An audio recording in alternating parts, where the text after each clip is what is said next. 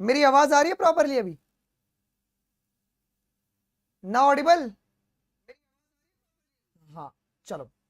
अभी मेरी आवाज मेरे को बहुत प्रॉपरली आ रही है। आई होप कि आप लोग को भी आ रही है। Okay, good evening, good evening, good evening. Okay, yes, ठीक है।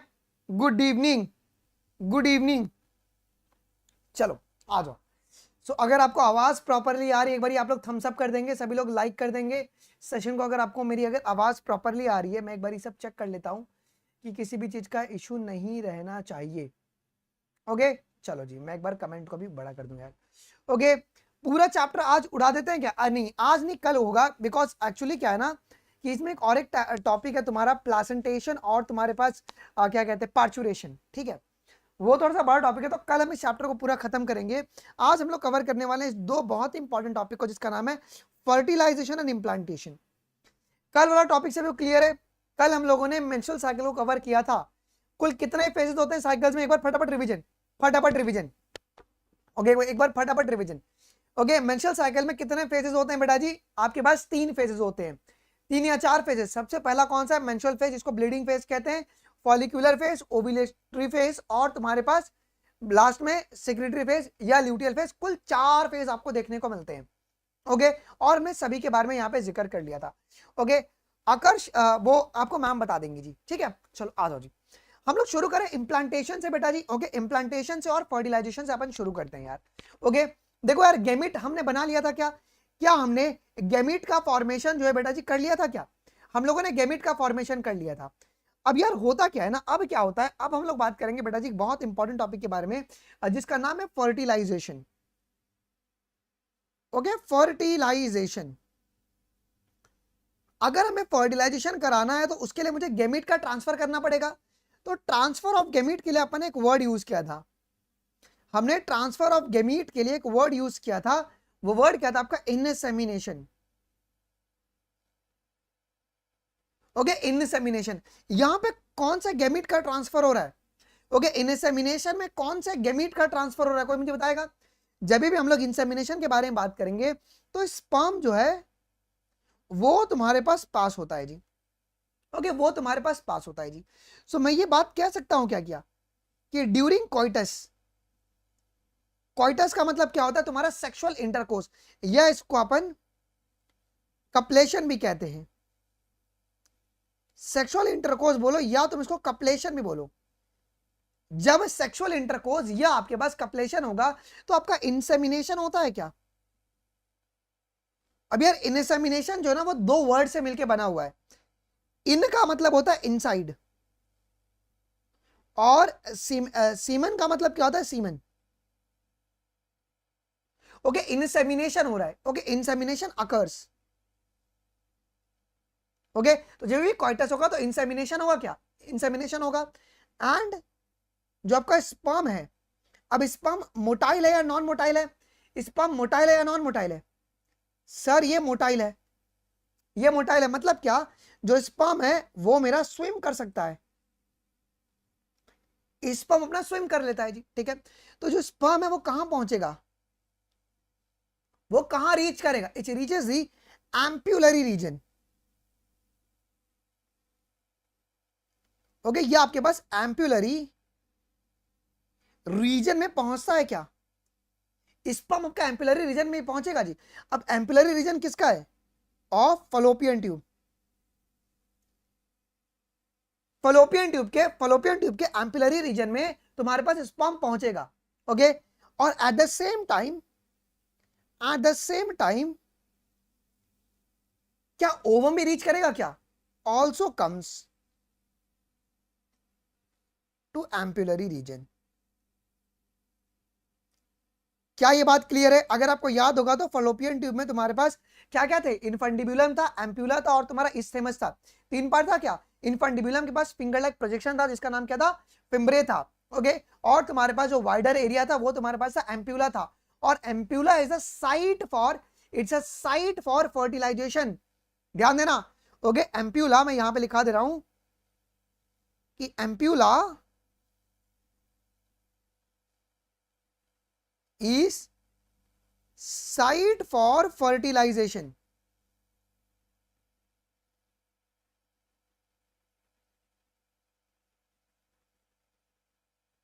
क्लियर है? तो साइट फॉर फर्टिलाइजेशन कौन है बेटा जी? आपका एम्प्यूला है। अब यार एक बहुत इंपॉर्टेंट बात आपको ध्यान रखना है जी, बेटा क्या सिंक्रोनी होना बहुत जरूरी है? क्या सिंक्रोनी, क्या सिंक्रोनी होना बहुत जरूरी है क्या? अगर फर्टिलाइजेशन करवाना है तो सिंक्रोनी होना बहुत जरूरी है। किसके बीच में? आपका स्पर्म के बीच में और आपके पास ओवम के रिलीज के बीच में, ओवम रिलीज के बीच में। मतलब क्या? क्या सारे सेक्सुअल इंटरकोर्स, यही रीजन है, this is only the reason, यही वो रीजन है इसके लिए तुम्हारे पास all intercourse doesn't lead to the pregnancy. Okay, this is the reason, this is the reason, is the reason why all intercourse doesn't leads to pregnancy। अगर मतलब ये समझो, अगर ओवर रिलीज हुआ ही नहीं है, अगर ओव्यूलेटरी फेज में अगर आया ही नहीं है और तुम्हारा स्पर्म रिलीज हो चुका है, स्पर्म वजाइना में है और वो तुम्हारे यूट्रस तक पहुंच गया, क्या फर्टिलाइजेशन होगा? सिंक्रोनी का मतलब होता है ओके साथ साथ, ओके साथ साथ, मतलब यहां से तुम्हारा ओवम आ रही है और यहां से स्पर्म जा रहा है और एम्प्यूला में दोनों की मुलाकात हो रही है। ओके, अगर सिंक्रोनी अगर नहीं होगा तो आपके पास फर्टिलाइजेशन कभी भी नहीं होता है जी। क्लियर है? चलो जी, यहां तक किसको डाउट है बेटा जी? यहां तक किसको डाउट है? कोई दिक्कत नहीं। अब मैं एक डायग्राम बनाता हूं जी, अब मैं एक डायग्राम बनाऊंगा जिससे कि तुम्हारी और भी जो व्यूज है वो क्लियर हो जाएंगे जी।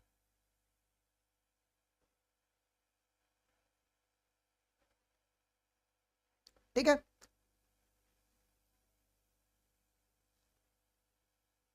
ये हम किसका डायग्राम बना रहे हैं बताओ?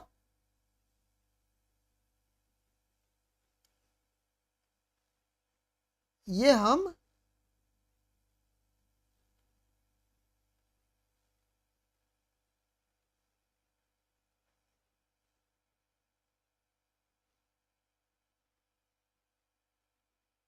अब सुनो ध्यान से। ओके, मैं ये बोलूंगा क्या ये मेरा वजाइना है? Is is vagina. ठीक है, अब जो नैरो पोर्शन है यहां पे तुम्हारा सर्विक्स है क्या? ये सर्विक्स है। इस रीजन को मैं क्या नाम दूंगा? इस रीजन को मैं क्या नाम दूंगा? इस रीजन को, इस रीजन को क्या मैं इस रीजन को एम्प्यूला बोलूंगा? अब ध्यान से ना, ओके, कैपेसिटेशन क्या होता है इसके बारे में भी हम लोग अभी पढ़ने वाले हैं, सुनो क्या होता है। और यहां पे तुम्हारे पास ओवरी है, ये सब तुम्हारे पास ओवरी है, दिस इज योर ओवरी। अब क्या होगा समझिएगा बड़े गौर से, यहां पे मेरा ये स्पर्म है, ये अपना स्पर्म, ये स्पर्म है, ओके ये स्पर्म है। अब ये स्पर्म जो है बेटा जी क्या होगा, ये तुम्हारा वजाइना से होते हुए, सर्विक्स से होते हुए तुम्हारे पास ये पहुंचेगा यूट्रस तक।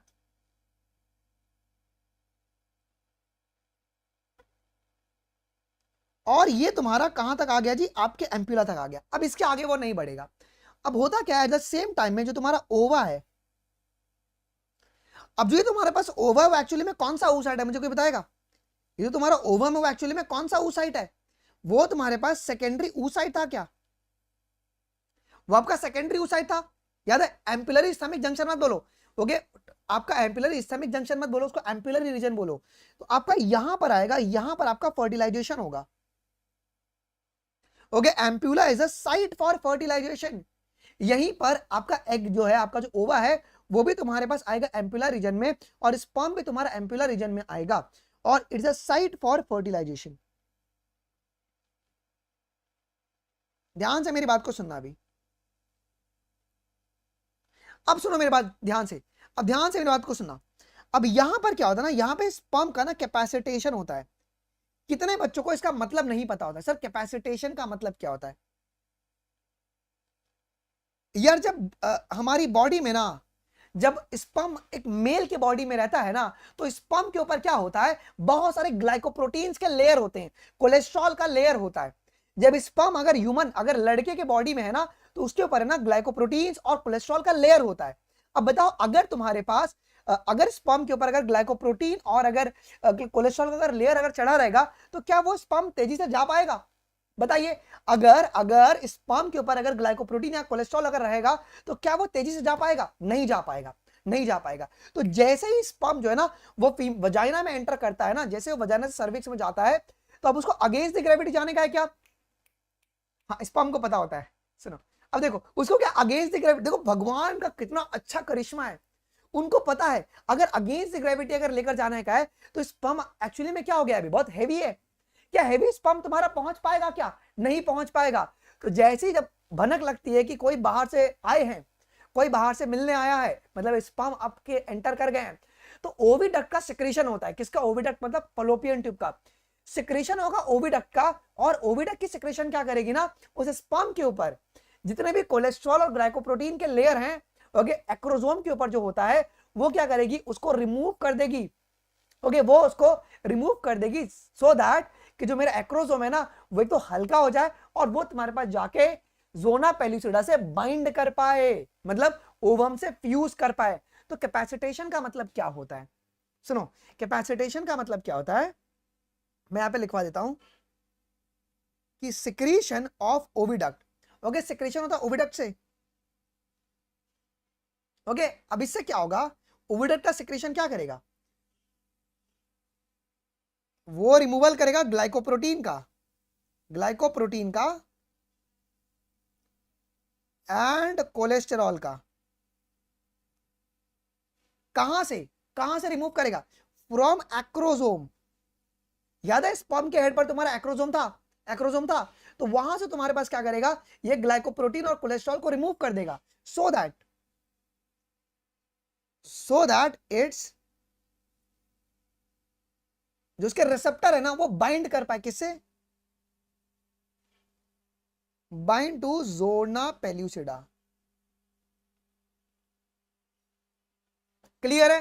क्लियर है, ठीक है। इसी को, इसका मतलब क्या है कि जब कैपेसिटेशन होगा तो स्पर्म ना बहुत मेच्योर हो चुका है।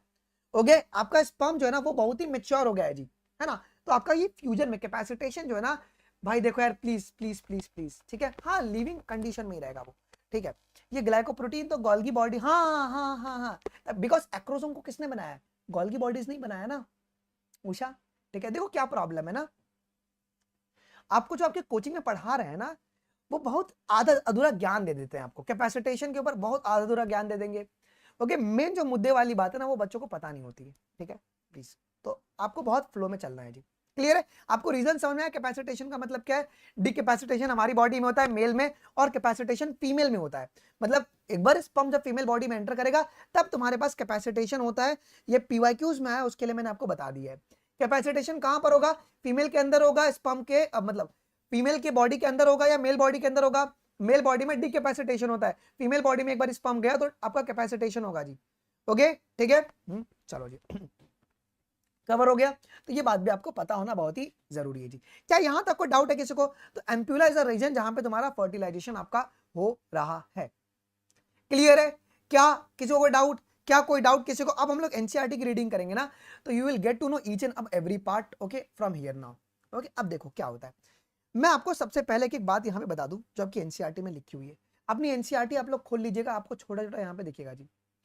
सर दोनों एम्प्यूला, हाँ दोनों आपके एम्प्यूला तक पहुंचेंगे, आगे नहीं बढ़ेंगे, एम्प्यूला तक ही रहेंगे जी। ओके, ठीक है, चलो जी। अब माही तुम थोड़ा रुक जाओ यार प्लीज, एक मिनट रुक जाओ। माही का ना जो डाउट है ना मैं उसको अलग से ले लूंगा। माही तुम रुक जाओ, तुम्हारा अलग से ले लूंगा। सुनो जी, तो ड्यूरिंग द कपलेशन या कॉइटस सीमन इज रिलीज। तो सीमन में तुम्हारे पास कौन कौन होता है बेटा जी? सीमन में तुम्हारे पास स्पर्म होगा और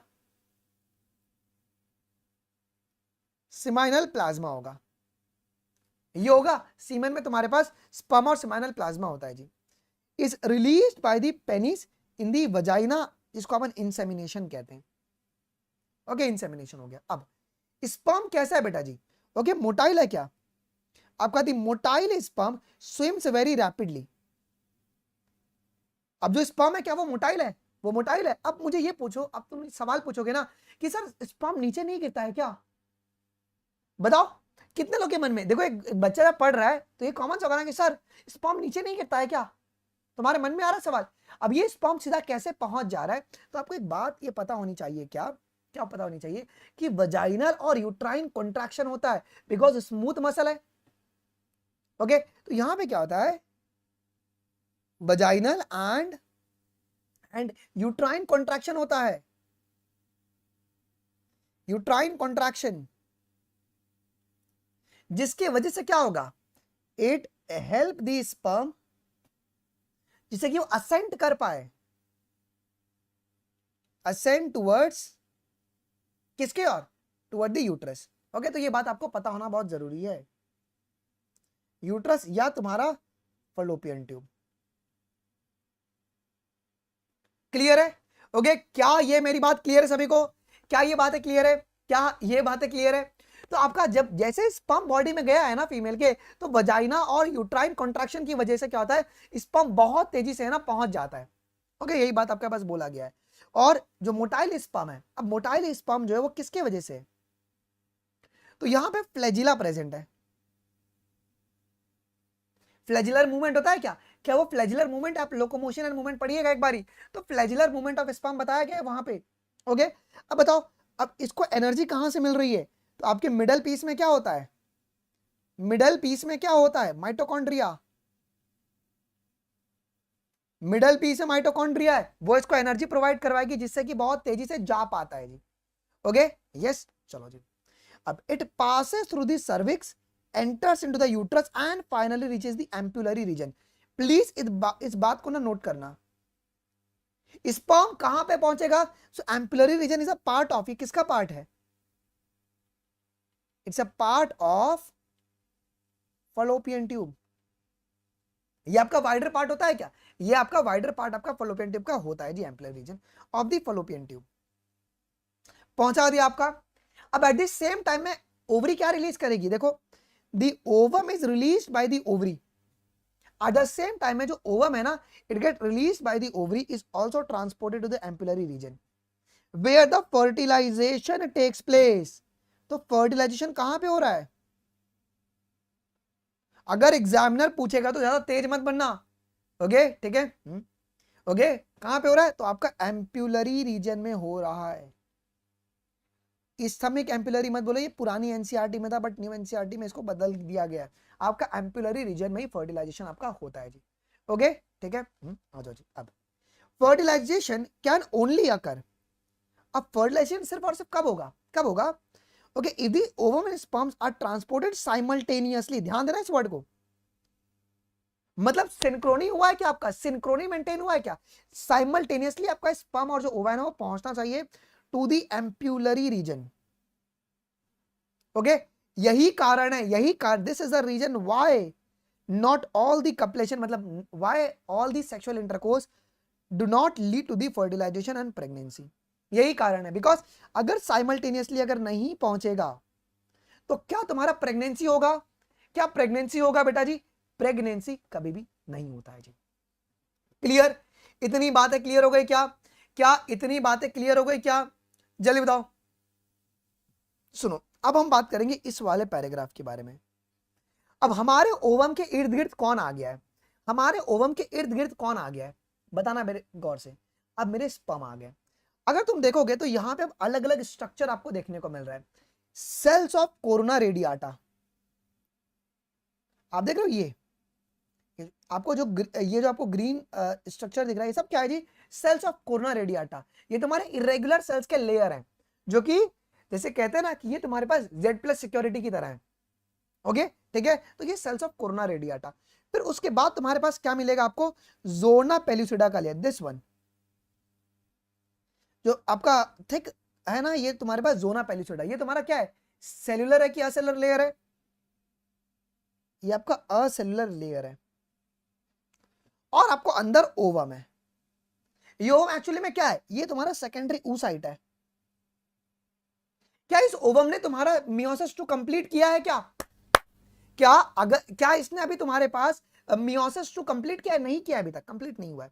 अब ओवम और तुम्हारे पास क्या कहते हैं ज़ोना पेलुसिडा के बीच में एक स्पेस होता है, उस स्पेस को अपन क्या कहते हैं बेटा जी, पेरीविटेलाइन स्पेस। किसके बीच में, between the ovum and your zona pellucida, ये बात को ध्यान देना, इस बात को ध्यान देना जी। पेरिविटलाइन स्पेस, बहुत सारे बच्चे कहते हैं सर पेरिविटलाइन स्पेस क्या होता है, कोरोना रेडिएटा और जोना पेलुसिडा के बीच में, नहीं, ओवम के बीच में, ओवम और तुम्हारे पास कोरोना रेडियाटा के बीच में तुमको क्या देखने को मिलेगा, सॉरी कोरोना रेडियाटा मैं कह रहा हूं, जोना पेलुसिडा, ठीक है। ओवम और जोना पेलुसिडा के बीच में जो आपको ये आपको पर्पल कलर का जो स्पेस देखने को मिल रहा है ना, देखो मैंने ब्लैक में यहां पे बना दिया, ये है तुम्हारा पेरिविटलाइन स्पेस। क्लियर। अब होता क्या देखो जी, सबसे पहले क्या होगा, अब जो स्पर्म का ये टिप है क्या, टिप ऑफ स्पर्म, ये क्या कंटेन करता है, ये क्या कंटेन करता है, उसको अपन क्या कहते हैं, एक्रोसोम कहते हैं क्या, एक्रोसोम। और एक्रोसोम के पास क्या है, लाइटिक एंजाइम है क्या, क्या लाइटिक एंजाइम है, लाइटिक एंजाइम है। ओके, जो टिप है तुम्हारे पास एक्रोसोम का, वो लाइटिक एंजाइम करता है जी, इट कंटेन लाइटिक एंजाइम। अब ये लाइटिक एंजाइम क्या करेगा, ये क्या करेगा, ये जोना पेलुसिडा का लाइसेस करवा देगा, will do the lysis of zona pellucida, करवा दिया। जैसे अब तुम्हारे पास क्या होगा, हेड में क्या था, अगर आपको याद होगा तो आपके स्पर्म के हेड में क्या होता है, स्पर्म के हेड में क्या होता है, हैप्लॉइड न्यूक्लियस, हैप्लॉइड न्यूक्लियस। अब जैसे तुम्हारे पास क्या हुआ, एक्रोसोम गया जोना पेलुसिडा पे, जैसे तुम्हारे पास अटैच किया, तो एक्रोसोम जो था उसने अपनी लाइटिक एंजाइम को रिलीज किया, और तुम्हारे पास क्या होगा जी, हेड से तुम्हारे पास ओके हैप्लॉइड न्यूक्लियस निकलेगा, और वो जाके ओवा से फ्यूज करेगा, और तुम्हारे पास सेकंड जो मियोसिस जो है वो कंप्लीट हो जाएगा, ठीक है। अच्छा, अब बात यह आती है कि सर अब फिर क्या जोना पेलुसिडा का लेयर क्या दूसरे स्पर्म को अलाउ करेगा, नहीं सर। जैसे ही एक स्पर्म ने जब फर्टिलाइजेशन कर दिया है ना, तो जोना पेलुसिडा तुम्हारा किस में चल जाएगा, it undergoes okay, it undergoes depolarization, depolarization जिससे क्या होगा जी, इट विल प्रिवेंट पॉलीस्पर्मी, ये पॉलीस्पर्मी को प्रिवेंट करेगा। पॉलीस्पर्मी का मतलब क्या है कि और स्पर्म जाके उसको अभी पेनिट्रेट ना करे, मत तो कैसे होगा जी, तो जोना पेलुसिडा इस केस में आपका बिना थिक हो जाएगा, हार्ड हो जाएगा। क्लियर है, ओके, यस, ठीक है। चलो जी, रुक जा भाई, रोन यार पहले मेरे को बोल लेने दो, उसके बाद तुम्हारे मन में ना, मेरे को पता है कि तुम लोग पढ़ के आए हो, थोड़ा बहुत पढ़ के आए हो, तो आधा अधूरा चीज अभी शुरू नहीं करते, तो थोड़ा रोन यार, जितने बच्चे ना पहले मेरे को बोल लेने दो, लास्ट में मैं तुम्हारी सारी डाउट क्लियर कर लूंगा, प्लीज। पता है तुम सवाल करते हो ना, तो बहुत सारे नए बच्चे ना, उनको लगता है कि हमको कुछ नहीं आ रहा है, थोड़ा मेरे को पहले बोल लेने दो। क्या यहां तक कोई डाउट है किसी को, क्लियर, एनी डाउट, क्लियर। मेरा स्पर्म आया, स्पर्म सबसे पहले किधर गया, जोना पेलुसिडा, ओके, अपनी स्पर्म के ऊपर एक्रोसोम से लाइटिक एंजाइम रिलीज किया, और तुम्हारे पास जोना पेलुसिडा का लाइसेंस करवाया, और स्पर्म के हेड ने हैप्लॉइड न्यूक्लियस को रिलीज किया। अब उस समय क्या होगा, जो सेकेंडरी oocyte है, सेकेंडरी oocyte जो है उसका मियोसिस टू कंप्लीट होगा क्या, जैसे मियोसिस टू कंप्लीट होगा तो ओवम, जिसको अपन ऊटिड कहते हैं, क्या एक ऊटिड बनेगा, और तुम्हारे पास सेकेंड पोलर बॉडी जो कि डिजेनरेट कर जाता है जी, ओके, ठीक है। हाँ, नहीं भाई, देखो क्या होगा, कोरोना रेडिएटा ऑटोमेटिकली साइड हट जाता है, वो खुद अपने आप अलग हो जाता है, वो खुद ही अलग हो जाता है, ठीक है। आइए, अब हमारी एनसीईआरटी में यही सारी बातें लिखी हुई हैं, क्या बोली गई है, देखो जी, the process of fusion of sperm with ovum is called fertilization. जब तुम्हारा स्पर्म ओवम से फ्यूज करा, उसी को फर्टिलाइजेशन कह रहे हैं। क्या, स्पर्म जब ओवम से फ्यूज करा, उसे अपन क्या कह रहे हैं बेटा जी, फर्टिलाइजेशन कह रहे हैं जी, ओके।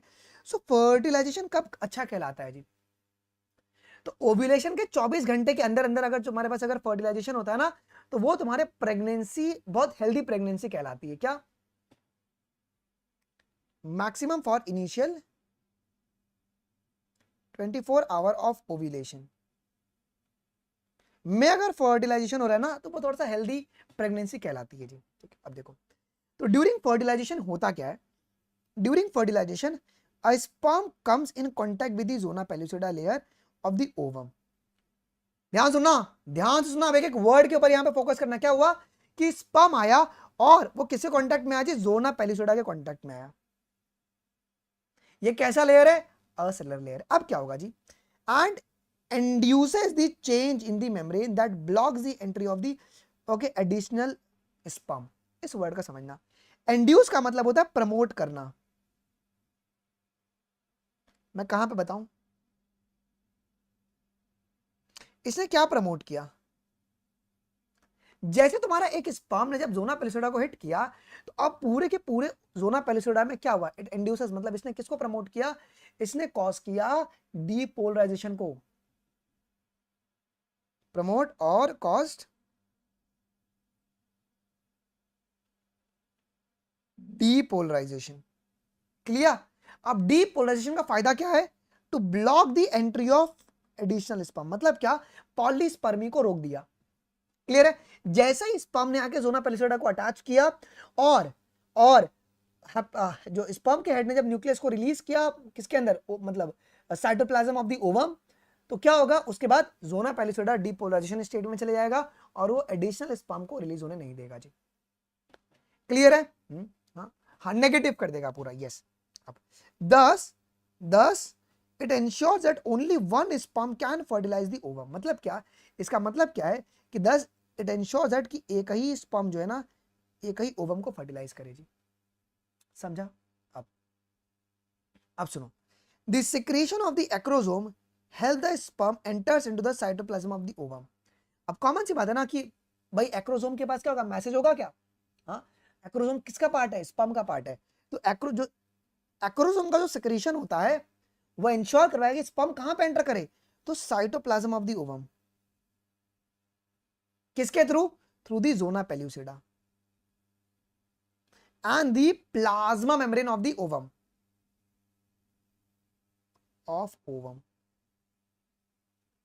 स्टोरी सभी को समझ में आई? स्टोरी समझ में आई? पहले क्या हुआ जी? एक स्पर्म आया और उसने ज़ोना पेल्यूसिडा को जैसे हिट करेगा, एंट्री मिल गई उसको फटाक से। जो फर्स्ट कम फर्स्ट वाला यहां पे बात है, एंट्री मिल गई और ज़ोना पेल्यूसिडा डीपोलराइज हो चुका है। अब क्या होगा? जो स्पर्म है वो तुम्हारे पास कहां पे जाएगा जी? ओवम के साइटोप्लाज्म में जाएगा। किसके थ्रू? तो ज़ोना पेल्यूसिडा और ओवम के प्लाज्मा मेम्ब्रेन को क्रॉस करते हुए जाएगा जी। ट्विंस का कंसेप्ट बताऊंगा मैं, रुक जाओ। ट्विंस देखो दो प्रकार के होते हैं। एक होता है तुम्हारे पास आइडेंटिकल ट्विंस, होमोजाइगोटिक ट्विंस और हेट्रोजाइगोटिक ट्विंस। होमोजाइगोटिक में क्या होगा ना कि तुम्हारा जाइगोट बना है ना, वो तुम्हारे दो अलग अलग ब्लास्टोमियर में तुम्हारे डिवाइड कर जाए। तो मतलब क्या होगा? वो जो बच्चा होगा वो जेनेटिकली सेम होगा, बिकॉज एक ही स्पर्म ने एक ओवम को फ्यूज किया था और जाइगोट जो है वो सडनली दो ब्लास्टोमियर में टूट गया है। हेट्रोजाइगोटिक में क्या होगा कि एक बार में क्या होगा? ओवरी जो है वो दो ओवम को रिलीज कर दे। तो दो अलग अलग स्पर्म जब उसको फर्टिलाइज करेंगे उसको हेट्रोजाइगोटिक कहते हैं। तो वो भी तुम्हारे सिलेबस में नहीं, लेकिन मैं तुमको लास्ट में बता दूंगा। ठीक है, चलो इतनी बात समझ में आ गई? क्लियर हो गई? क्लियर हो गई? तो एक्रोसोम के सिक्रीशन ने इंश्योर करवाया कि जो स्पर्म है वो कहां पे एंटर करे। एक्रोसोम के सिक्रीशन ने इंश्योर कराया कि जो स्पर्म है वो आपके पास एंटर करे साइटोप्लाज्म ऑफ द ओवम। किसके द्वारा? Zona pellucida and plasma membrane of the ovum. Okay, ठीक है जी। ओके, आ जाओ जी। क्या यहां तक कोई डाउट है क्या? क्या यहां तक कोई भी डाउट है क्या जी? क्या यहां तक कोई भी डाउट है क्या? अरे यार एक सेकंड रुको यार, मैं इसको यार चार्जिंग में लगा दूं। ये तो बंद हो जाएगा। चलो एक मिनट रुको।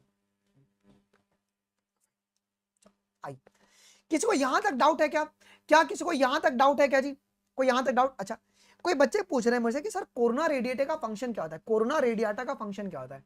बहुत सारे बच्चों को नहीं पता है ना। देखो, इसका मेन जो इसके तो एक्चुअली में बहुत सारे फंक्शंस होते हैं, बट ये तुम्हारे पास ओके न्यूट्रिशन प्रोवाइड करवाता है। किसको? It provide nutrition to the oocyte।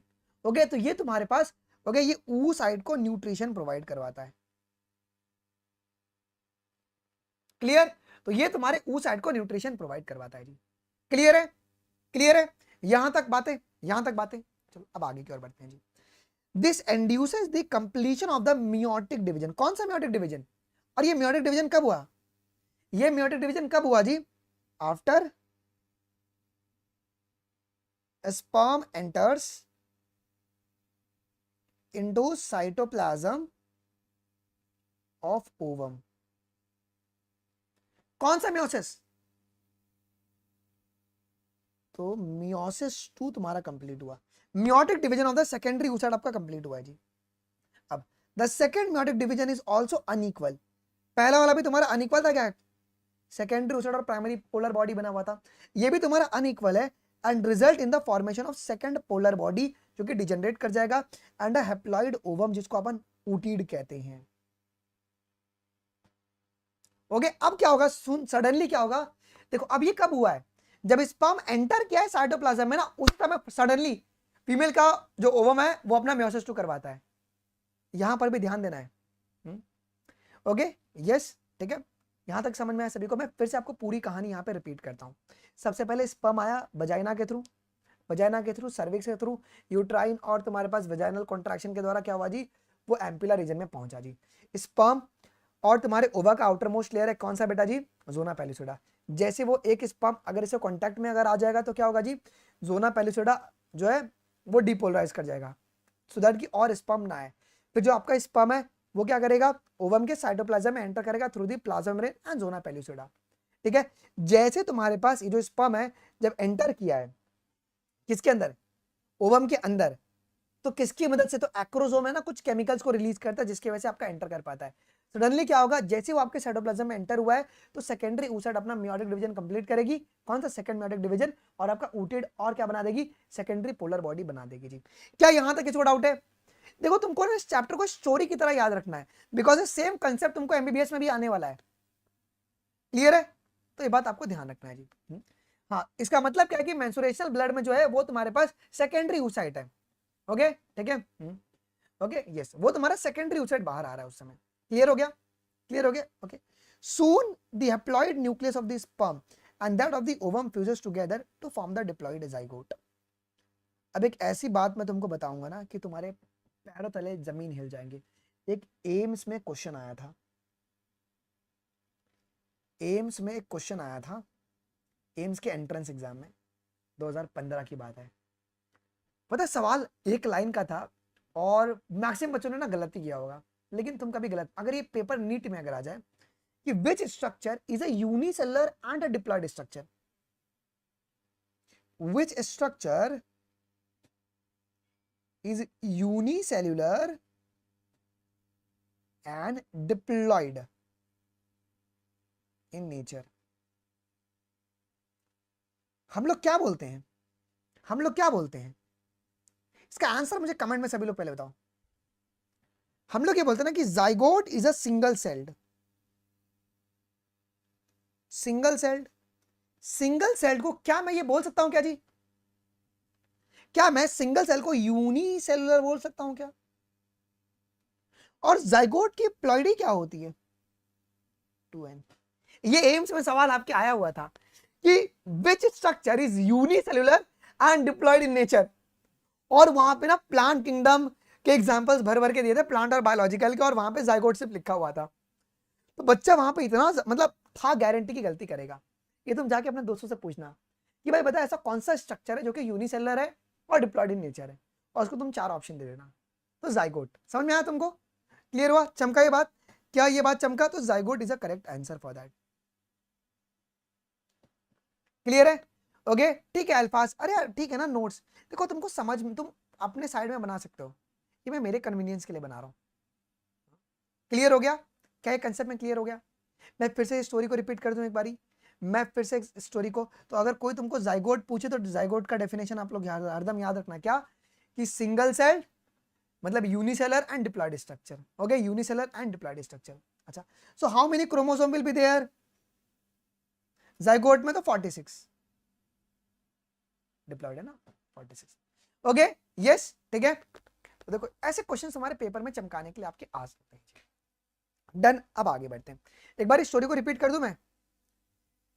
सबसे पहले स्पर्म गया किसके द्वारा, वजाइना सर्विक्स होते हुए यूट्रस के पास गया, और फलोपियन टिप के कौन से रीजन में गया तन्नू, जया बताओ? एम्पुला रीजन में गया। आज सेम टाइम एम्पुला में कौन आया, सीधी में बताइए, एम्पुला में कौन आया? ओवा आया। ठीक है ओके, और फ्यूजन हुआ, उस फ्यूजन को अपन कहेंगे फर्टिलाइजेशन। अब बहुत सारे स्पर्म जाते हैं क्या, और जब स्पर्म तुम्हारा वजाइना के थ्रू जा रहा है तो एक प्रोसेस चल रहा है उसके ऊपर, क्या, कैपेसिटेशन, जहां पे रिमूवल हो रहा है ग्लाइकोप्रोटीन्स का और ग्लिसरॉल्स का। जिससे कि तुम्हारे पास बहुत तेजी से वो आपके पास मूव कर पाए जी, और वो बाइंड कर पाए जोना पेलिसिडा से। जैसे तुम्हारे पास जोना पेलिसिडा से बाइंड किया स्पर्म ने, तो जोना पेलिसिडा किस में चले गया, डीपोलराइजेशन में चले गया, मतलब सो दैट कि और स्पर्म जो है अंदर न आ पाए। आया क्या, नहीं आया सर, और स्पर्म नहीं आया जी। अब क्या हुआ जी, स्पर्म जो है, स्पर्म के हेड पर, स्पर्म के ऊपर क्या है, एक्रोसोम है।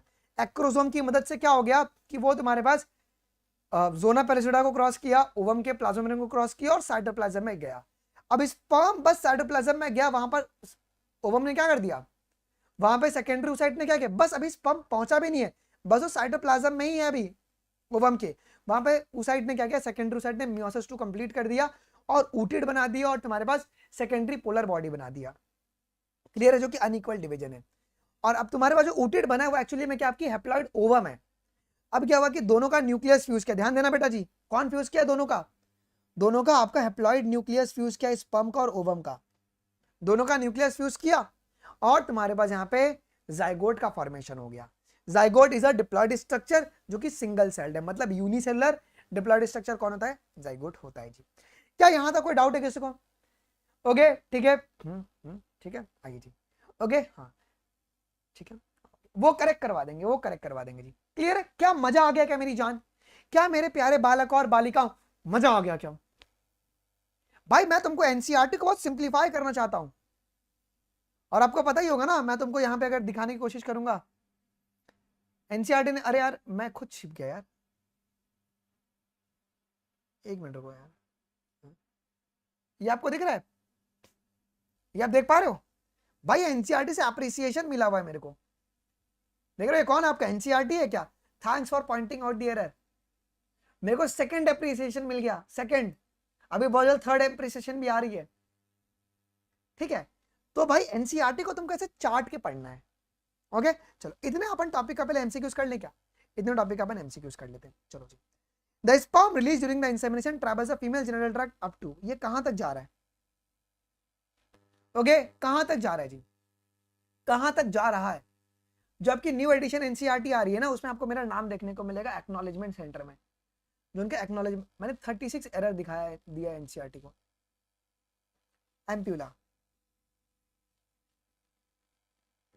तो जब तुम अगले साल ही जब तुम मेडिकल कॉलेज में रहोगे ना, तुम बोलना कि हम उन सर से पढ़े जिन्होंने एनसीईआरटी में कंट्रीब्यूशन है जिनका, ओके मोस्ट ऑफली अगले 2 महीने में आ जाएगा आपका। फर्टिलाइजेशन कहां पर होता है, फर्टिलाइजेशन अगर कोई तुमको ओवरऑल पूछे तो कहां पड़ता है फर्टिलाइजेशन, फलोपियन ट्यूब में होता है जी, फलोपियन ट्यूब में होता है, फलोपियन ट्यूब में कौन से रीजन में आपके पास, तो एम्प्यूला में, एम्प्यूला में। चलो कौन सा ट्रू स्टेटमेंट नहीं है, कौन सा ट्रू स्टेटमेंट नहीं है, नॉट अ ट्रू। हम इसके बाद एक दिन में बैठ के रिप्रोडक्टिव हेल्थ पूरा खत्म करेंगे और उसके बाद प्रिंसिपल ऑफ इनहेरिटेंस जेनेटिक्स शुरू कर देंगे। All copulation can lead to the fertilization and pregnancy, नहीं सर ये इनकरेक्ट हो जाएगा, सारी की सारी कपलेशन तुम्हारा ये नहीं कॉज करवाती। Fertilization is a process in which क्या होता है, फर्टिलाइजेशन में आपका स्पर्म जो है वो फ्यूज करेगा with the ovum. Perivitelline space clear हो गया। During fertilization sperms comes in contact with which part of the ovum, वो किन से कांटेक्ट में आता है, स्पर्म जो है उसको जोड़ना पेल्यूसिडा से मतलब है, पहले वो फर्स्ट इसके कांटेक्ट में आता है। Only one sperm fuses with the ovum because, क्यों भैया, बिकॉज जैसे कि just contact of one sperm with the ovum, okay, zona pellucida induces the changes in the membrane that blocks the entry of the additional sperm, जो कि additional sperm की entry को रोक देता है।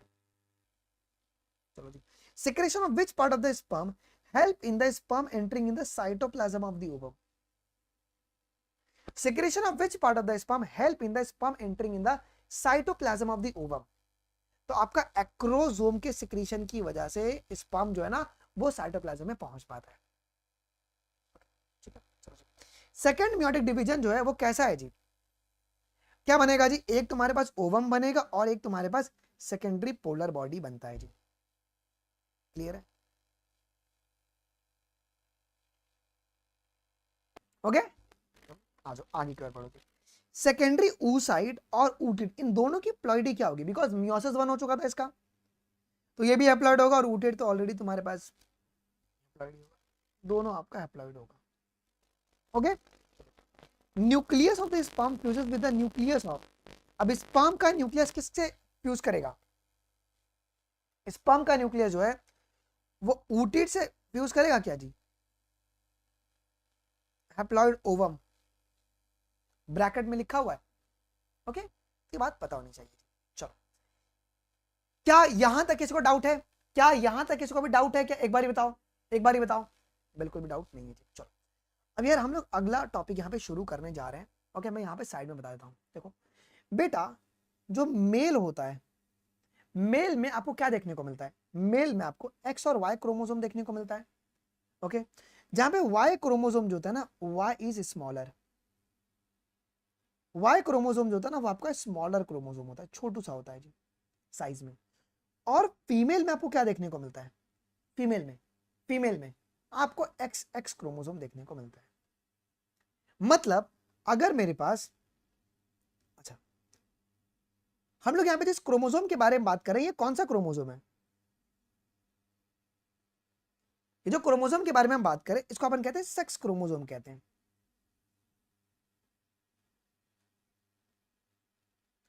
या इसको अपन एलोसोम्स भी कहते हैं, एलोसोम्स भी कहते हैं जी। ओके, क्लियर है? क्लियर। ये साइन मेल का है और ये तुम्हारा फीमेल का है। अब मैं आपको ना एक कंसेप्ट बताता हूं जो कि आपको ध्यान रखना है, ध्यान रखना है। सुनो, हमने यहां पे क्या बोला कि एक लड़का जो है, मेल जो है, इसमें 44 प्लस XY मुझे देखने को मिलेगा। ये 44 क्या है? ऑटोजोम है, जो कि सेम होता है मेल और फीमेल में, सारे मेल में। और ये तुम्हारे पास सेक्स क्रोमोसोम है, ये एलोसोम, एलोसोम। क्लियर? ओके, ठीक है। अब सुनो, और वहीं पे फीमेल में क्या होगा?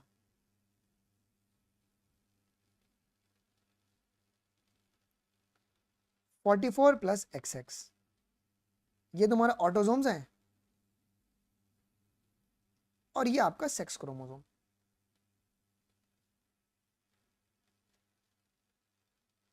ये आपका एलोसोम। क्लियर? ओके, ठीक है। सुनो जी, पास हो जी। अब यहां पे होता क्या बेटा जी, समझो, ये मेल है, सॉरी ये फीमेल है और ये तुम्हारे पास मेल है। फीमेल तुम्हारी XX है और ये तुम्हारा XY है। जब गैमीट बनेगा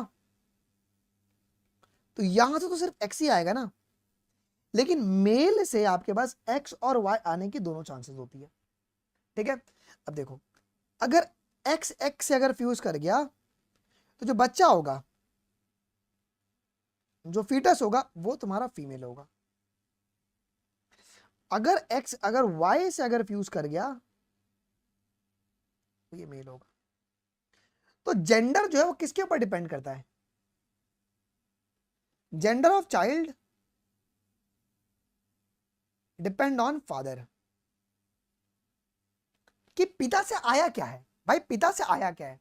ओके ओके, हम लोग यहाँ पे ब्लेम करते हैं फीमेल्स को। ठीक है, ओके, तो ये बात ध्यान रखना जी। ये तुम्हारा होमोगेमेटिक है, मतलब सेमी गैमेट्स है, और ये तुम्हारा हेट्रोगेमेटिक होता है। Okay, males are heterogametic. ठीक है, तो ध्यान रखना है, मेल आर हेट्रोगेमेटिक।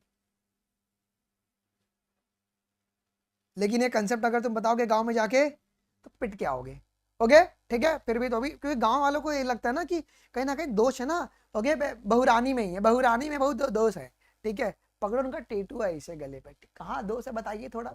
हम पढ़ रहे साइंस, हम बनेंगे डॉक्टर, अब कहाँ की डॉक्टरी ने हैं। और तुम यकीन नहीं मानोगे, और वहां के जो डॉक्टर्स होते हैं ना, मतलब गांव खेड़ों के डॉक्टर्स, वो प्रमोट करते हैं इस चीज को। ओके, देखो मैं तुमको बताता हूँ, मैं बिहार से बिलोंग करता हूँ। ठीक है, मैं बिहार में एक ऐसे जगह से बिलोंग करता हूँ, मेरी ना, मतलब मेरे घर में ना, मतलब मैं नाम नहीं लूंगा, एक दिन प्रेग्नेंट हुए थे। तो यूजुअली कहता है ना कि ट्राइमेस्टर्स पे हम लोग first trimester, second trimester, third trimester पे सोनोग्राफी के लिए जाते हैं। जब फर्स्ट ट्राइमेस्टर ये हो गया, क्या कहते हैं, कंप्लीट हुआ, तो हम सोनोग्राफी के लिए गए। तो वहाँ पे रेट लगा हुआ है, नॉर्मल सोनोग्राफी के साथ अगर तुमको बच्चे का जेंडर पता करना है, एडिशनली इतना लो, 5,000 रुपये लगेगा। और वो सोनोग्राफी वाला प्रमोट करता है कि अरे एक काम करो, हम कर देते हैं और 5,000 रुपये लगेगा बच्चे का, मतलब तुमको नहीं भी करवाना होगा ना तो वहाँ के जो सोनोग्राफर्स हैं प्रमोट करते हैं, करवा लो, मतलब सर वो है ना बाय 1 गेट 1 फ्री वाला स्कीम लगा हुआ है वहाँ पे, ऐसा है। ओके ठीक है, चलो आ जाओ जी। और तो ये जो कि गलत बात है, जो कि गलत चीज़ है, ठीक है जी। हालांकि क्या चल रहा है भाई, एक हम डॉक्टर लोग हैं, ठीक है, जिसपे मैं तुमको दिखाऊंगा ना, तो मेरे पास अभी है नहीं, मेरे पास दूसरे रूम में we have a consent form. अगर गायनेक इन्वेस्टिगेशन किया है ना तो रिकॉर्ड मेंटेन करके रखना पड़ता है। कल के दिन अगर उंगली, अगर कोई फीमेल प्रेग्नेंट आके बोल दे कि जाके पुलिस को कि डॉक्टर अनमोल ने ना मेरे बच्चे का जेंडर पता करने के लिए मेरे से पैसे मांगे थे, भाई मैं ना सीधा जेल में जाऊंगा, सीधा लाइसेंस अलग से कैंसिल होगा मेरा। ओके। तो ये है जी आगे। अच्छा एक ऑप्शन, और वहां पे एक स्कीम क्या चलता है ना, मतलब मैंने जो गांव में ऑब्जर्व किया, जो कि नहीं होना चाहिए, बहुत सारे जो होते हैं ना, जो छोटे माइंडसेट वाले लोग होते हैं, ओके, छोटे माइंडसेट वाले जो लोग होते हैं जिनका दिमाग कम होता है, okay, it can be any caste, ठीक है, ओके, माइंडसेट कास्ट को देख के नहीं आता है। तो लोग बोलते हैं ना कि ऑलरेडी लड़की है ना, तो वो सोनोग्राफर है ना नंबर भी दे देगा उस डॉक्टर का जो कि रात को आके अकेले में, ओके, क्या कहते हैं, अबॉर्शन भी करके चले जाता है, अबॉर्ट करवा के रात को आएगा वो, मशीन वशीन लेके घर पे अबॉर्शन करके चले जाएगा। और इस केस में कभी कभी क्या प्रॉपर अबॉर्शन नहीं होता है, there is a chances of uterine cancer, ठीक है, बच्चेदानी में बहुत प्रॉब्लम होता है, एक्सेसिव ब्लीडिंग होता है, कभी कभी फीमेल मर भी जाती है। जो भी लोग बिहार से बिलोंग करते हैं उनको ये पता होगा, ये चीज होता है। एक लेडी गई सोनोग्राफी करवाने के लिए, सोनोग्राफर ने बोला कि ठीक है हम जेंडर भी पता कर लेंगे, अगर लड़की निकलेगी तो भाई माँ टेंशन में आती है, कहती है कि बच्चे गिराने के लिए तो कॉन्टैक्ट नंबर भी देता है। दिस इज सो बैड, ये अभी भी चल रहा है वहां पे, ओके ठीक है, जो कि बहुत गलत बात है। ओके ठीक है जी, मतलब तुम किसके ऊपर हाथ उठाओगे, ओके ठीक है, चलो आगे जी। One has to remember that the sex of the baby has been decided at this stage itself, ठीक है, at this stage का मतलब क्या है, फर्टिलाइजेशन, फर्टिलाइजेशन मतलब वही है 2 या 3 मिनट की बात, जो बच्चे का सेक्स होगा, सेक्स का मतलब यहाँ पे जेंडर, ओके, यहाँ पे जो सेक्स ऑफ बेबी लिखा है इसका मतलब है जेंडर, ओके ठीक है, यहाँ पे इसका मतलब ये है जी। ओके चलो जी। सर आपने मना नहीं किया, मना क्या करेंगे यार, ठीक है, मना मतलब मैं उस समय कुछ आप बोल नहीं सकते क्योंकि उनकी गूंज वहां पे बैठे रहती है जी, तो आप नहीं बोलो, ठीक है, तो शांति रहो तो ठीक है उस जगह पे, क्यों भाई अपने को पिटना नहीं है ना। ओके ठीक है, आइए जी, लेट अस सी हाउ, अब कैसे तुम्हारे पास जेंडर पता चलता है, देखो, as you know the chromosome pattern in the human female is XX, female में XX है मतलब होमोगैमेटिक है फीमेल, एंड मेल तुम्हारा XY है। अच्छा, Y क्रोमोसोम बड़ा होता है छोटा होता है, Y क्रोमोसोम छोटा होता है, ओके ठीक है, चलो जी आइए जी। Therefore all the haploid gamete produced by the female is a ova, मतलब देखो फीमेल क्या प्रोड्यूस करेगी, फीमेल में जितने भी होंगे तुम्हारे पास X ही होंगे जी, okay, having the sex chromosome X, whereas जो कि मैंने आपको ये बताया, फीमेल में जो भी गैमेट बनेगा आपका X ही बनेगा, लेकिन मेल में नहीं होता है। whereas in the male gamete sperm the sex chromosome could be X और Y 50-50%, इसका मतलब क्या, hence 50% of sperm carry the X chromosome while 50% क्या कैरी कर रहा है आपके पास, Y chromosome। अच्छा, after the fusion of male and female gamete the zygote would carry या तो XX कैरी करेगा या तो XY, depending on whether the sperm carrying the X और Y फर्टिलाइज द ओवम। अच्छा, अगर मेल के अगर X ने, अगर भाई मेल का तो अगर X आ जाएगा, फीमेल से तो सिर्फ X ही आ सकता है, अगर मेल से भी अगर X आएगा तो फीमेल होगी, फीमेल से X अगर मेल से अगर Y आएगा तो लड़का पैदा होगा जी। The zygote carrying the XX chromosome would lead to the development in the female baby and XY would lead to the male development, ठीक है। You will learn more about the chromosomal pattern in the chapter 5, principle of inheritance में अपन इसको पढ़ने वाले। Okay, that is why scientifically it is correct to say that the sex of the baby is determined by the father and not by the mother, इस बात को ध्यान रखना। Clear है, क्लियर है, ओके ठीक है, क्लियर है, क्या ये बात है क्लियर है अच्छे से, आ जाओ। तो ये तुम्हारे सेक्स को लेकर हो गया, क्या कहते हैं जेंडर डिटर्मिनेशन को लेकर हो गया।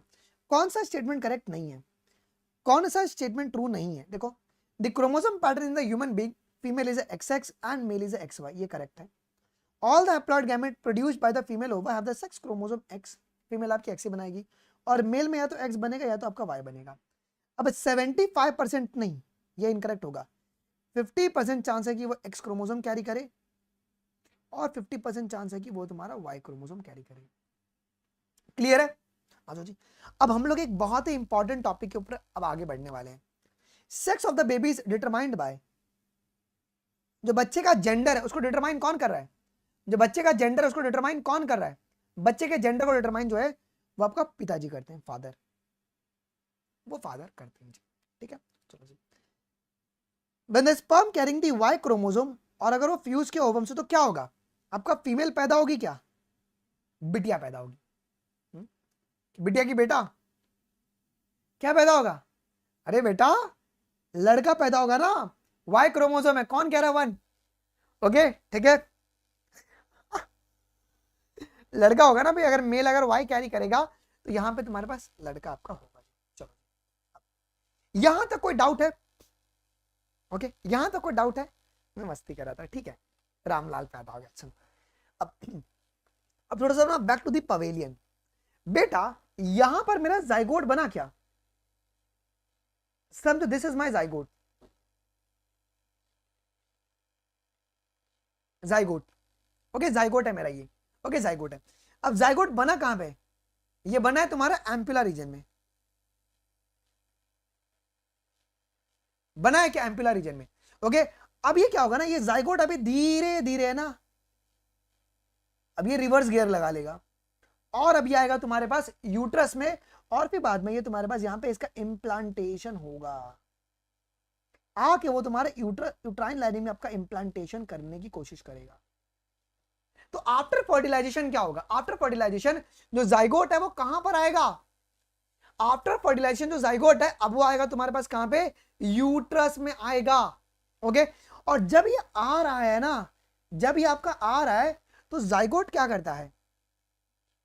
जब आपका जाइगोट डिप्लॉयड है, ओके एक सिंगल सेल्ड है, ये तुम्हारा सिंगल सेल्ड है, जब ये तुम्हारा यूट्रस की ओर जब जाएगा तो जाइगोट में अब माइटोटिक डिवीजन चलेगा। कौन सा डिवीजन? माइटोटिक डिवीजन, जिसको हम लोग कहते हैं क्लीवेज। मतलब अब एक सेल में तुम्हारे 2 सेल, 2 सेल्ड कंडीशन पहले बनेगा। ओके फिर बाद में क्या होगा? आपके 4 सेल बनेंगे, ओके 4 सेल्ड। और जब ये मूव करे एट द सेम टाइम में सब काम चल रहा है, फिर क्या होगा तुम्हारे पास? फिर तुम्हारे पास क्या होगा जी? 8 सेल्ड स्टेज बनेगा, 1 2 3 4 5 6 7 8। ओके तो 8 to 16 सेल्ड स्टेज को अपन क्या कहते हैं? 8 to 16। अच्छा अब सुनो जी, हमें ब्लास्टोसिस्ट बनाना है। ब्लास्टोसिस्ट सेल बनाने का जो यूनिट होता है उसे अपन कहते हैं ब्लास्टोमियर। तो ये 8 to 16 ब्लास्टोमियर है, इसे अपन कहते हैं मॉर्यूला। 8 to 16 जो तुम्हारा ब्लास्टोमियर होता है उसे कहते हैं मॉर्यूला। ओके अब तुम्हारे पास क्या होगा? यहां से 8 to 16 से तुम्हारे पास कितने बनेंगे बताओ? 8 to 16 से अभी तुम्हारे पास ये 16 से लेके 32 सेल्स बनेंगे।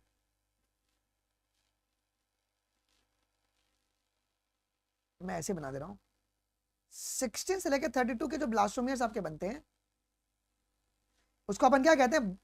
ब्लास्टोसिस्ट कहते हैं। ओके ब्लास्टोसिस्ट कहते हैं। ओके 16 से लेके 32 ब्लास्टोमियर का जो स्टेज है उसे अपन क्या कहेंगे जी? ब्लास्टोसिस्ट कहते हैं जी। क्लियर है? क्या ये बात है क्लियर है? तो ये कैसे बन रहा है स्टोरी को समझ, बिकॉज बच्चों को पता नहीं होता है, आधे बच्चों को ब्लास्टोमियर और ब्लास्टोसिस्ट का मतलब नहीं पता है। मियर्स का मतलब होता है यूनिट। मैं आपको ना पहले एक डाउट क्लियर करता हूं, ब्लास्टोमियर, मियर का मतलब होता है यूनिट। किसका यूनिट? तो ब्लास्टोसिस्ट का यूनिट को अपन कहते हैं ब्लास्टोमियर कहते हैं जी। ओके ठीक है चलो जी, चलो जी। हाँ अब यार यहाँ पे हमारे पास जाइगोट कहां पर बना है? एम्पुला में बना है। अब वो एम्पुला से रिवर्स गियर लगेगा और अब वो तुम्हारा यूट्रस की ओर आएगा। कौन? जाइगोट। तो जब वो यूट्रस की ओर आ रहा है ना उस समय तुम्हारे पास माइटोटिक डिवीजन चल रहा है जाइगोट में, 2 सेल्ड 4 सेल्ड, फिर तुम्हारे पास 8 to 16 सेल्ड बनेगा, जिसको अपन क्या बोलेंगे? क्या कहेंगे? मॉर्यूला कहेंगे। फिर मॉर्यूला से तुम्हारे पास क्या बनेगा? ब्लास्टोसिस्ट बनेगा। अब ब्लास्टोसिस्ट में तुम्हारे कितने ब्लास्टोमियर है? 16 से 32 ब्लास्टोमियर्स है। और एक बार जब ब्लास्टोसिस्ट बनेगा ना, अब उसमें क्या होता है, अब मैं आपको वो सभी स्टोरी बताऊंगा। ओके इतना किसी को डाउट है क्या? इतना किसी को डाउट है क्या? इतना किसी को डाउट है? नहीं ना? चलो जी अब मैं तुमको पहले एक स्टोरी बताता हूं, उसके बाद है ना अब हम लोग आगे बढ़ेंगे, फिर एनसीईआरटी की रीडिंग करेंगे। हमने क्या बोला कि हमारे पास है ना ब्लास्टोसिस्ट है।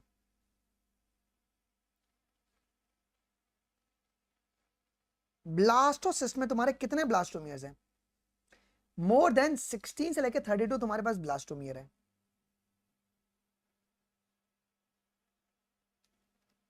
अब यहां पे जो सेल्स होंगे वो अभी 2 लेयर में अरेंज होना शुरू हो जाते हैं। कितने लेयर में? जो ब्लास्टोसिस्ट को जैसे वो अटेंड करेगा, अब वो तुम्हारे 2 लेयर में अरेंज होना शुरू हो जाते हैं।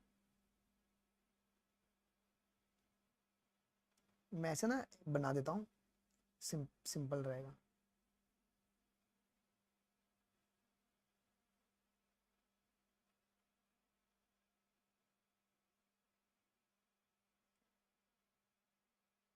आपका एक आउटर मोस्ट लेयर है जिसको अपन क्या बोलेंगे, इस लेयर को अपन कहते हैं ट्रोपोब्लास्ट। Okay, trophoblast. और मुझे अंदर क्या मिलेगा? अभी डिफरेंशिएशन हो रहा है, यहां पे ब्लास्टोसिस्ट का डिफरेंशिएशन हो रहा है 2 लेयर में। इनर सेल मास, क्लियर है, जो कि सारे के सारे ऑर्गन्स को बनाएगा। ओके, और ये जो ट्रोपोब्लास्ट है ना, इन्हीं के ऊपर से एंडोमेट्रियम लाइनिंग जो है ना वो तुम्हारे पास उसको अटैच करवा देती है। क्लियर है? इतनी बात सभी को समझ में आ गई क्या? इतनी बात अब तुमको ना जब एनसीईआरटी की रीडिंग करोगे तो you will get to know each and every part. हमने क्या बोला, एक बार जाइगोट बन गया तो जाइगोट बनने के बाद तुम्हारा कौन सा डिवीजन शुरू हो जाएगा? एक बार अगर जाइगोट बन गया तो उसके बाद कौन सा डिवीजन शुरू हो जाएगा? एक बार अगर जाइगोट बन गया उसके बाद माइटोटिक डिवीजन शुरू हो जाएगा। देखो, the mitotic division starts as the zygote moves through the isthmus. Hello, क्या हुआ? जैसे जाइगोट बन गया, the mitotic division start as the zygote moves, okay, through the isthmus of the oviduct called cleavage toward the uterus. हाँ, से इस line को समझना। क्या बोल रहा है कि माइटोटिक डिवीजन कब होगा? जब तुम्हारे पास जाइगोट कहां से मूव करेगा? ओके, एम्पुला से इस्थेमस में जाएगा और इस्थेमस से तुम्हारा ये ओविडक्ट में जाएगा। जाएगा। ओके, कौन सा क्लीवेज? क्लीवेज का मतलब है यहां पे माइटोटिक डिवीजन। तो अल्टीमेटली कहां पर जा रही है ये? जा कहां पे रहा है आपका? यूट्रस में ही जा रहा है क्या? यूट्रस में जा रहा है। तो जाइगोट को अलग अलग डॉटर सेल से गुजरना पड़ेगा। ओके, वो कौन कौन से स्टेज है देखो जी, and forms a 2, 4, 8, 16 daughter cells which is called blastomeres. तो blastomere is a unit of blastocyst. It's a unit. Okay, 2, 4, 6, okay, 2, 4, 8 और 16 ये तुम्हारे blastomeres हैं, यूनिट्स हैं ब्लास्टोसिस्ट के। अच्छा, ऐसा एम्ब्रियो जिसमें अगर 8 to 16 अगर ब्लास्टोमियर रहेगा, पहले मैं पूरा रीडिंग कराता हूं, 8 to 16 अगर ब्लास्टोमियर तो उसे अपन क्या बोलेंगे? मॉर्यूला कहेंगे। ठीक है, अब ये मॉर्यूला कंटिन्यू डिवाइड करेगा क्या? कौन सा डिवीजन करेगा? मॉर्यूला तुम्हारा 8 to 16 सेल्ड स्टेज है ना, सेल्ड 16 ब्लास्टोमियर है ये तुम्हारे पास डिवाइड करेगा। कौन सा डिवीजन करेगा? माइटोसिस करेगा और क्या बनाएगा? And transform into the blastocyst. तो ब्लास्टोसिस्ट तुम्हारा कितना है? 16 to 32 ब्लास्टोमियर का स्टेज। चमका कि नहीं चमका? चमका कि नहीं चमका? ये बात चमका सभी को? देखो वही। Okay, as it moves further into the uterus, clear है? तो 2, 4, 8, 16 तुमको ब्लास्टोमियर्स बने। 8 to 16 डिसेल्ड स्टेज को अपन ने क्या बोला? 8 to 16 ब्लास्टोमियर्स को अपन ने मॉर्यूला बोला, और मॉर्यूला फिर से ट्रांसफॉर्म होगा किसके अंदर? ब्लास्टोसिस्ट में, जिसमें तुम्हारे पास 16 से 32 तुम्हारे पास क्या होंगे बेटा जी? ब्लास्टोमियर्स होंगे जी। अब ब्लास्टोसिस्ट अल्टीमेटली कहां पे आ गया है? क्या वो तुम्हारे यूट्रस में आ गया है? यूट्रस में आ गया है। अब क्या है? अब लाइन इस गौर सुना क्या? जो ब्लास्टोमियर है ना, किसके? Blastomeres in the blastocyst are arrange into the outer layer. अब देखो, ब्लास्टोसिस्ट के जो ब्लास्टोमियर्स है ना, अब वो 2 लेयर में अपने आप को अरेंज करेंगे। कितने लेयर में? तो 2 लेयर में अपने आप को अरेंज करेंगे। एक को अपन कहते हैं outer trophoblast, outer trophoblast and inner group of cells which is attached to the trophoblast and called inner cell mass. inner cell mass क्या अटैच्ड है? और inner cell mass group of cells है, और वो भी किनसे अटैच्ड है? वो भी तुम्हारे ट्रोफोब्लास्ट से आपके अटैच्ड है। अगर आपको डायग्राम अगर याद होगा तो मैंने यहाँ पे क्या बताया है? देखो वो तुम्हारे पास ट्रोपोब्लास्ट से तुम्हारा इनर सेल मास अटैच्ड है। ओके यस, मजा आ गया। ओके अब देखो क्या होगा। अब जो मेरे पास जो ट्रोपोब्लास्ट है, ओके जो ट्रोपोब्लास्ट, यहां तक कितने लोगों को स्टोरी क्लियर हो गई? यहां तक कितने लोगों को स्टोरी क्लियर हो गई? ओके यहां तक स्टोरी क्लियर हो गई। सुनो अब इसके लिए ना आगे वाली स्टोरी को समझने से पहले इस डायग्राम को पढ़ते हैं। ये जो ए है ना ये तुम्हारा ओवा है, ये क्या है बेटा जी? ओवा है। बी क्या शो कर रहा है आपका? फर्टिलाइजेशन शो कर रहा है क्या? ओके शो कर रहा है। ये तुम्हारा है 2 सेल्ड स्टेज, ये तुम्हारा 4 सेल्ड स्टेज, और ये तुम्हारा है 8 to 16 sailed stage, sailed blastomere. इसको मॉर्यूला बोला मैंने, बोल नहीं क्लियर हुआ भाई? 8 to 16 सेल्ड ब्लास्टोमियर को मैंने मॉर्यूला बोला। अब ये आगे माइटोसिस करेगा क्या? अब ये माइटोसिस करेगा। ये तुम्हारे पास मॉर्यूला है विथ 16 ब्लास्टोमियर, मैंने गिना है भाई, ये मैंने लिटरली मैंने गिना है ये, नहीं तो ना मैं इसके पीछे भी एक उनको लेटर लिखता। ठीक है, और जो ई जो जी बनाया ना यहाँ पे, जो ये आपका जो जी है ये ब्लास्टोसिस्ट है। अब यहाँ पे कितना है? 16 से 32 तुमको ब्लास्टोमियर मिल रहे हैं। क्लियर है? अभी जो आपका आउटर मोस्ट लेयर है ये तुम्हारा क्या है? आउटर मोस्ट तुम्हारा है ट्रोपोब्लास्ट।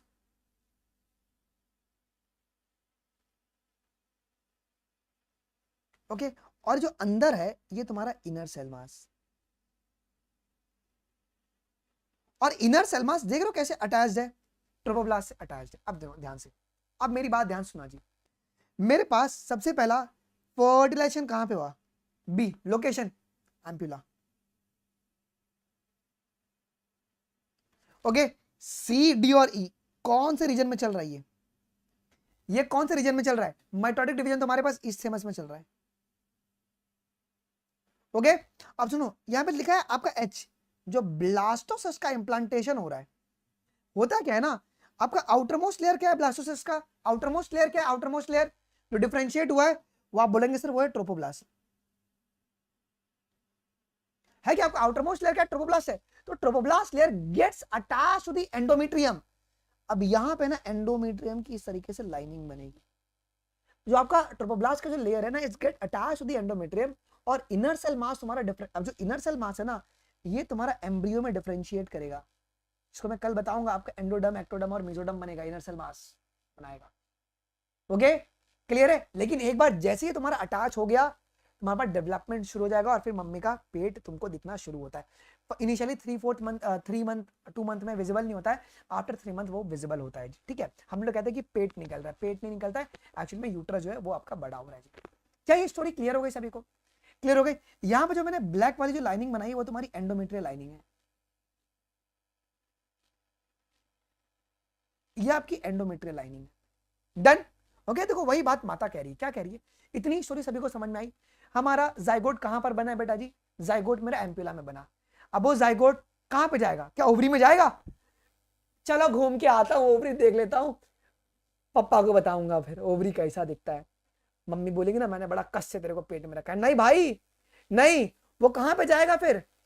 जो जाइगोट बना है वो तुम्हारा इस्थेमस से होते हुए यूट्रस में जाएगा, है ना? वो तुम्हारा यूट्रस में जाएगा, और जब वो यूट्रस में जा रहा है तो उसमें कौन सा डिवीजन चल रहा है? उसमें बताओ। ओके अनिमिका कौन सा डिवीजन चल रहा है उसके अंदर? उसके अंदर चल रहा है तुम्हारा माइटोसिस। माइटोसिस चल रहा है, क्लीवेज चल रहा है, जब वो यूट्रस की ओर बढ़ा है आगे की ओर। ठीक है ना? आपका माइटोसिस चल रहा है जी। अब हुआ क्या? अगला क्या? पहले तुम्हारे फिर तुम्हारे पास 2 sailed, 4 sailed, 8 sailed, 16 sailed blastomere बनेंगे। 8 to 16 ब्लास्टोमियर को अपन क्या कहते हैं? मॉर्यूला कहते हैं, और 16 से 32 को अपन कहते हैं ब्लास्टोसिस्ट। जैसे ब्लास्टोसिस्ट बनेगा तो बाद में ब्लास्टोमियर के सेल डिफरेंशिएट करेंगे कितने लेयर में? 2 लेयर में, आउटर ट्रोपोब्लास्ट और इनर सेल मास। बड़ी इनर सेल मास तुम्हारे पास अटैच होता है और ट्रोपोब्लास्ट के लेयर से। ठीक है, तो वही बोला गया। अब देखो the trophoblast layer then gets attached to the endometrium and the inner cell mass get differentiated as a embryo। ठीक है, क्लियर हो गया? कि तुम्हारे पास जो ट्रोपोब्लास्ट है, ट्रोपोब्लास्ट लेयर है, वो तुम्हारा अटैच होता है एंडोमेट्रियम से, और इनर सेल मास तुम्हारा डिफरेंशिएट होता है एज ए एम्ब्रियो। आपका एंडोडर्म, मेसोडर्म और एक्टोडर्म बनेगा। ओके फिर बाद में ऑर्गन्स डेवलपमेंट शुरू हो जाएगा, ऑर्गेनोजेनेसिस शुरू होता है। After attachment the uterine cells divide repeatedly and cover the blastocyst. उसके जैसे इम्प्लांटेशन हो गया तो यूट्रस यूट्राइन के यूट्रस जितने भी सेल्स ऑफ फाइबर डिवाइड करेंगे और वो थिक लेयर बना देंगे जिससे कि बच्चा गिरे ना, है ना, बच्चा गिरे ना। अच्छा तुमने कभी सुना है क्या बेटा जी बच्चा गिर गया? बच्चा गिरता कैसे? देखो इसमें दो रीजन है। एक है हार्मोनल डिसबैलेंस। अगर हार्मोन्स की अगर कमी होगी तो यूट्राइन लाइनिंग इतनी थिक नहीं बन पाती है। मतलब प्रेगनेंसी हो गया था, बच्चा पेट में था, दिखा गया था कि 2 महीने का बच्चा, लेकिन तीसरे महीने बच्चा गिर गया। क्यों बच्चा गिर गया? अगर हार्मोन का लेवल अगर सडनली ड्रॉप करेगा, समझो अगर ब्लड में सडनली अगर प्रोजेस्टेरोन का लेवल अगर गिरेगा तो क्या होगा? एंडोमेट्रियम की लाइनिंग शेड कर जाएगी, शेड कर जाएगी।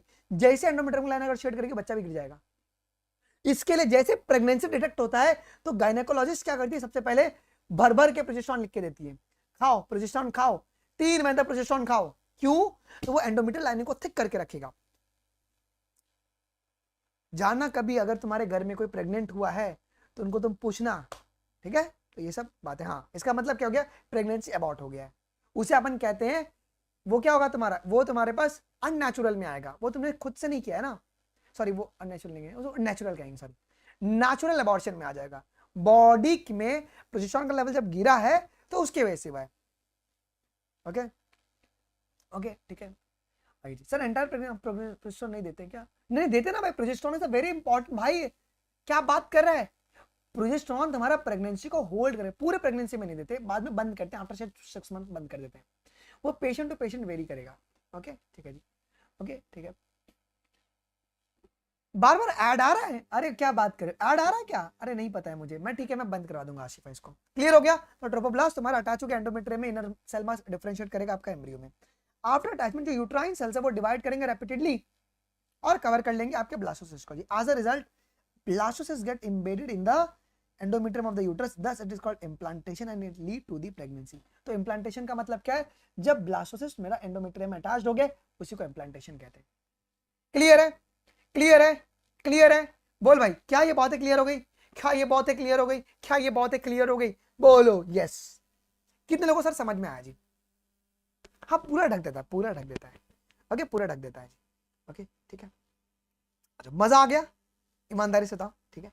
आइए जी अभी थोड़े सवाल करते हैं, सवाल करते हैं जी। The zygote after the fertilization move toward, वो किसकी ओर बढ़ेगा? जाइगोट किसकी ओर बढ़ेगा? ओके बताओ, वो तुम्हारे यूट्रस की ओर बढ़ेगा, ठीक है। चलिए 8 to 16 cell stage of zygote को अपन क्या कहते हैं? उसे मॉर्यूला कहते हैं क्या? और ब्लास्टोसिस्ट अपन 16 से 32 सेल स्टेज को कहेंगे जी। जाइगोट डिवाइड कैसे डिवाइड करेगा? ये कैसे डिवाइड करेगा? बोल भाई, बोल बोल Bachchan. Mitotic division. The daughter cells of the zygotes are known as, daughter cells को अपन क्या कहते हैं? वो जो 2 4 8 जो था उसको अपन कहते हैं ब्लास्टोमियर्स, है ना, उसे ब्लास्टोमियर्स कहते हैं। तुमको कंसेप्ट में क्लैरिटी आ गई ना? द मॉर्यूला कॉन्टिन्यूस, अब मॉर्यूला तुम्हारा 8 to 16 सेल स्टेज था, वो आगे चल के क्या करेगा? आगे चल के बनाएगा ब्लास्टोसिस्ट जो कि 16 से 32 सेल स्टेज होगा, होगा। चलो आउटर लेयर जो है ब्लास्टोसिस्ट का उसे क्या कहते हैं अपन? ट्रोपोब्लास्ट कहते हैं, ट्रोपोब्लास्ट, उसे ट्रोपोब्लास्ट कहते हैं जी। The inner cells of the blastocyst are called inner cell mass. The trophoblast layer get attach to, किससे वो अटैच होगा? वो तुम्हारा किन से आपका अटैच होगा? वो किन से आपका अटैच होता है बताओ एक बारी? एंडोमेट्रियम से। चलो जी, which stage cell differentiate to form the embryo, कौन से स्टेज पर तुम्हारा वो डिफरेंशिएट करेगा? ब्लास्टोसिस्ट। क्या वो तुम्हारा ब्लास्टोसिस्ट पे आके डिफरेंशिएट करना शुरू करता है क्या? ओके ब्लास्टोसिस्ट पे आके आपका डिफरेंशिएट करना शुरू करेगा। अब embryo is formed by the differentiation, अच्छा एम्ब्रियो किस सेल के डिफरेंशिएशन से बन रहा है? Embryo, embryo inner cell mass, inner cell mass. Clear है? इंप्लांटेशन का मतलब क्या होता है? Embedding of blastocyst into the uterine wall. Clear है जी? चलो जी, क्या यहां तक कोई डाउट है? तो 184 में से रुक जाओ, हमने कितने क्वेश्चंस किए मैं एक बार देख लेता हूं, कैलकुलेटर। 186 - 163, 23 क्वेश्चन में से तुम्हारे कितने करेक्ट हुए? कमेंट कर दोगे और अपना एक फीडबैक डाल दोगे। पता है क्या, इतना अच्छा मोटिवेशन मिलता है ना मेरे को लिटरली। कल तुमने देखा रहेगा तो मैंने कल सभी के कमेंट को लाइक भी किया। ओके, 23 में से कितने? अभी जब रिकॉर्डिंग अवेलेबल होगा तो उसमें आप लोग डाल दोगे। ठीक है, मजा आया? कितने लोगों सर पहली बार ये कंसेप्ट समझ में आ गया? मॉर्यूला वाला, ब्लास्टोसिस्ट वाला, ट्रोफोब्लास्ट वाला, ये कंसेप्ट सभी को क्लियर हो गया? ठीक है। अच्छा, मैं एक बात आपको और बता दूं कि 24 और 25 कल रात को हम लोग, कल आपका मैं टाइमिंग आपको थोड़ा टाइम में अपडेट करवा दूंगा। जूम मेंटोरशिप सेशन जो है आपके पास बच्चों के लिए रखवाई गई है, जो बच्चे 25 की प्रिपरेशन करें। तुमको प्रिपरेशन के रिगार्डिंग जो भी दिक्कत रहेगा तुम आ सकते हो और मुझे अपना सवाल पूछ सकते हो। डिस्क्रिप्शन बॉक्स में इसका भी लिंक दिया हुआ है।